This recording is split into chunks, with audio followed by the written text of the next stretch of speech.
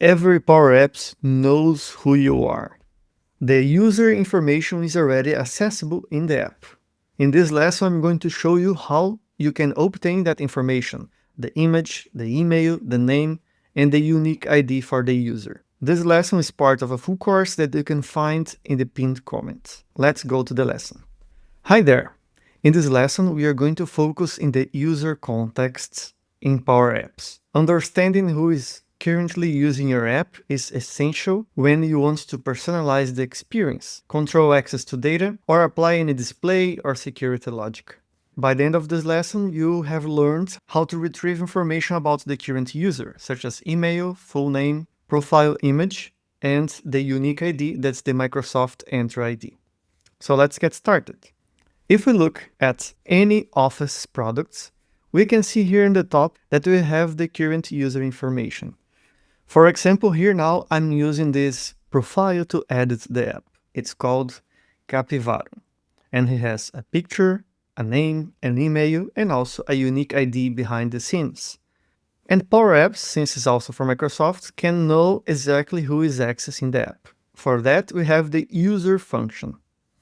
So basically, if I go inside the app, here I'm in a new screen that I called User Details. I can insert a text where I'm going to show the username.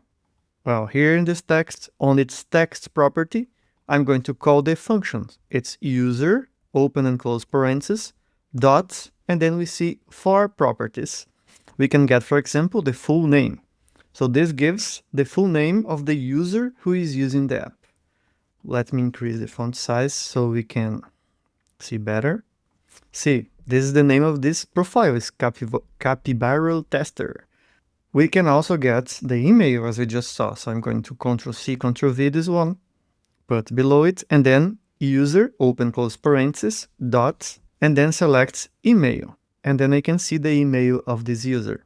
Now let's see how we can get the image of this user. So I'm going to insert an image, and for this image, I can also use the user function to get the user image. So let's type here again, user, open close parentheses, dot, image. And that will bring the user profile image. And now finally, and one of the most important, let me copy and paste this text again. Instead of email, let's put dot Entra object ID. That's a unique ID that represents your user in your environment. You will use this to refer to the user, even if you have people with the same name. We won't have people with the same email, but with the same name is possible. So the name is not the best option to uniquely identify a user. We also have the email, but the email sometimes has alias and may not fit very well depending on the situation.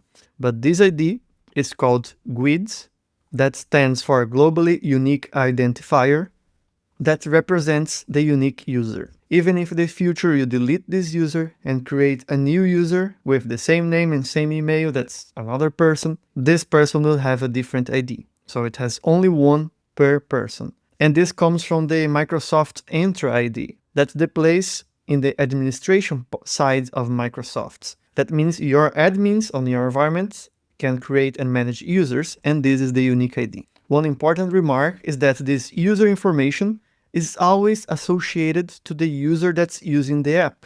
Whoever is playing the app with their account will see their own information. So if I move this screen, user details, to the top, and if I publish this version, and then go and play with my account, we are going to see my details in there. Well, I'm going to hide this ID, or at least show only the beginning, so you don't see my entire ID, because that's from my account. This one is just a test account, I'm fine with that, but for my real account, I'm going to hide part of it. So I'm going to show only the left 5 numbers, so left 5, and then concatenate with some other data just to simulate that we have the final part of the ID. So and some dashes, just to represent that I have more data here, okay? And then once I play with my account, we are going to see a different number here and my information. So let's save. So now what you're seeing here is that I'm on my account editing the app.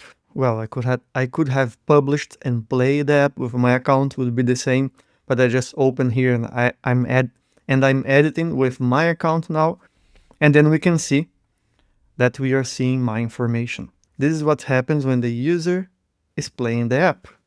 They see their own information.